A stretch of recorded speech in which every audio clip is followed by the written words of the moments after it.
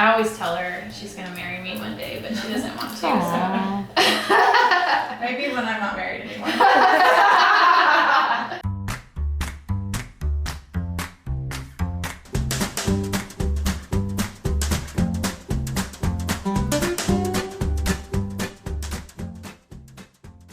Melanie and Haven co-own this business. They're amazing entrepreneurs, and I came to ask them some questions about Deep Roots. So Melanie, how did you meet Haven? I met Haven 14 years ago, right? At ballet class. Our kids were in ballet together when they were 2, our daughters. And she was like the cool mom there. I was like, I'll be her friend. Yeah, I thought the same about Mel, so I kind of wanted to be her friend. But yeah, that's how we met. Yeah, we were both stay-at-home moms. So, A match made in heaven. Yeah. Melanie, so what's the best thing about co-owning a business with Haven? Haven does all the things I hate doing. For example? Everything operations. I'm not I also graduated from UT.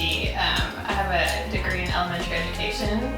So I didn't go to cosmetology school until I was 31. But I worked at a bank and managed a bank like most of what I did before this. So I'm like decent with numbers, but they joke around with me all the time. I told our manager yesterday, I was like, how come every computer y'all buy me doesn't work? And she was like, I don't think it's the computers, Melanie. So it is very hard for me to I'm very my mind's all over the place, and it's really hard for me to sit down at a desk and just focus on something, where Haven works on things in the office all day long. So she's just really, really organized, and she likes structure, and we couldn't be more opposite from each other, so it really works out well. I think hair salons that have struggled in the past are maybe hair stylists trying to open salons, and a lot of times on the business side that just doesn't work. So I found the perfect balance in Haven, and it's like a marriage. So we have really great communication skills. We talk to each other if there's ever any issues, and we just work through them and problem solve. Many people nominated you at Deep Roots for Employer of the Year award. Why do you think they did? We 150% have their backs in everything that they do. Even stylists that have left us, or employees that have left us for whatever reasons, they come back and get their hair done with us. So we just treat everyone with such respect. I have salon owners all the time message me and ask me how we're getting such great stylists and how we're keeping them. And because of all the systems that Haven's put in place, there's so many incentives for these stylists to stay. They're making really good money. We pay for a lot of their education. We have programs in place to advance them in their career so they feel like they're going somewhere. Our managers are getting raises, are getting more responsibility. There's just career advancement here. We have 401k, we have healthcare. We've got incentive programs for Botox and injections, and we just try in every way we can to make sure that they feel like they're heard and appreciated. Yeah, we do a lot of little things to try and show them appreciation. We have an open door policy, so they can come to us with anything. We try to really hear them out and really try to empathize. Obviously we have policies in place, and we have, things that we can't bend on, but as much as we can, we try to meet people in the middle. Honestly, it's just treating people how we want them to treat us. It's kind of a very basic formula, but it's amazing how a lot of people don't get that, Yeah, we have monthly meetings, and we just had one this morning, and I was sitting here telling them how proud we are of them, because we have so many entrepreneurs too. We've got a girl that started a scrunchie company, Pony Up, which is amazing. We've got a girl that has a rock company. We have a guy that's starting a fragrance company. We have somebody that has a hair care line, All Humans. So, and we do nothing but support them. We sell their merchandise out of here. You know, we help in any way we can. Haven helps set up all the business side of things for Pony Up. We put them in touch with our marketing person. So we're always here to help them grow. And I think they know how valued they are when we do that. So It's like a real family. yeah, it's definitely more than just doing hair. Yeah, you know? for sure. My daughter made me a Mother's Day card, and in the card it says, "I don't know how you balance all the work and family, especially your work kids."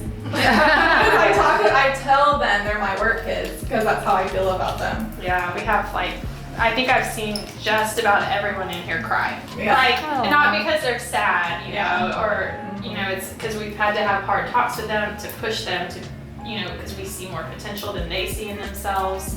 I'm always pushing. I know that they're capable of so many wonderful things.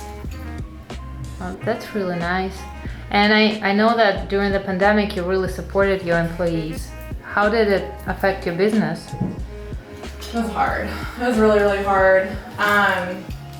One thing I did for them that I tried, it was a really difficult time for everyone because it was a unprecedented thing. I mean, there was no formula, there was really no resource even for how to handle any of it because it was new to everyone. So even some of the people we reached out to thinking they might have more answers for us didn't have the answers.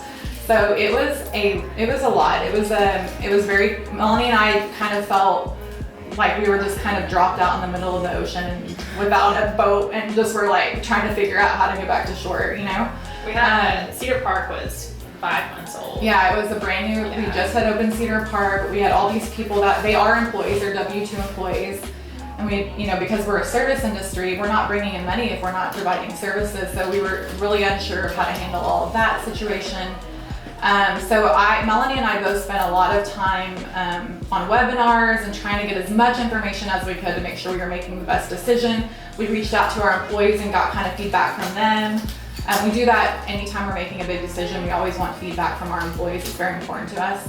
And so as a courtesy, I took on the big job of applying for unemployment for all of them. So I did like a mass claim. I heard back from a lot of them that meant the world to them. They felt very supported throughout the whole thing. Melanie and I were constantly checking in with them. We have friends that we have a friend that owns grocery stores and she was giving us gift cards to give to our employee, anything we could do. Anything we could do to support them.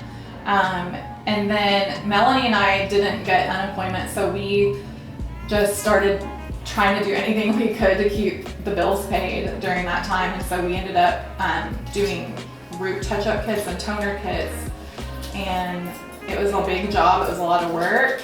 And that kind of kept us occupied and sane because we didn't have time to really think about what was going on. We just were trying to stay afloat. And in all that, we got the brilliant idea to buy 4 condos. Oh yeah, and I'm gonna ask you about those too. So, but anyway, it was the pandemic was definitely challenging, very, very difficult time to be closed, and especially with new businesses, but we had a ton of support and we tried to support them as much as we could. That's really good. I think you did a great job, and no wonder so many people nominated you. So now let's talk serious stuff. Melanie, what's the most requested look and service? Well, we all kind of have our specialty here. So I think people seek me out because they like what I put out there. So I do a lot of lived-in hair. I've got I think the majority of my clients are like me. They're really busy moms, or maybe not moms, but just busy women in general. And so they don't have time to come in here every 6 weeks and get their hair touched up. So a lot of the stuff that I do is really low maintenance, lived-in looks. I'm seeing clients 2-3 times a year. So it works out. I have clients that travel from out of state. And because I do the techniques that I do on them, they're able to go months and months without needing their hair done. So that's what I specialize in. As far as trends right now, I feel like curtain bangs are huge.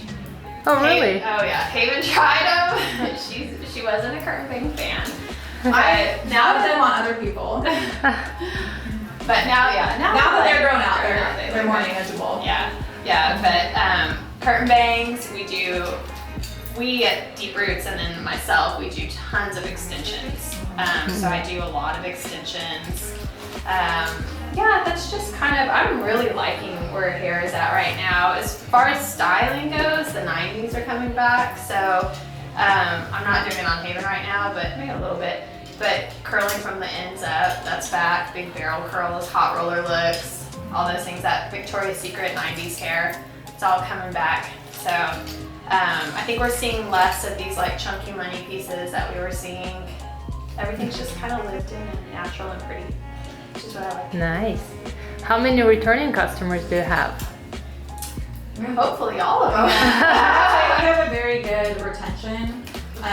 Where a lot of our clients have to book out multiple appointments in advance if they want to make sure that they get the time and the day that they need.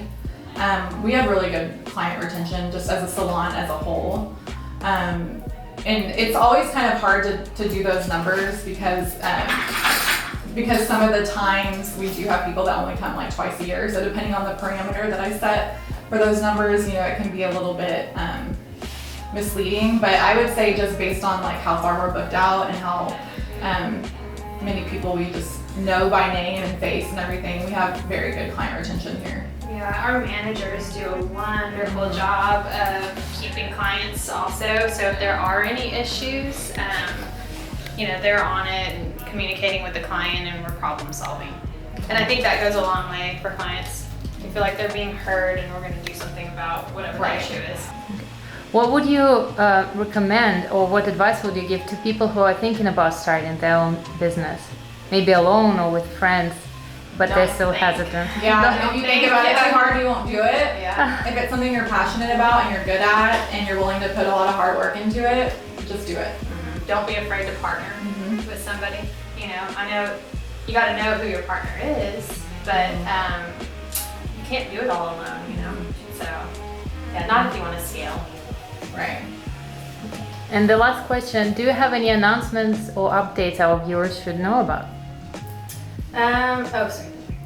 We have BKs opening up, which we're really excited about.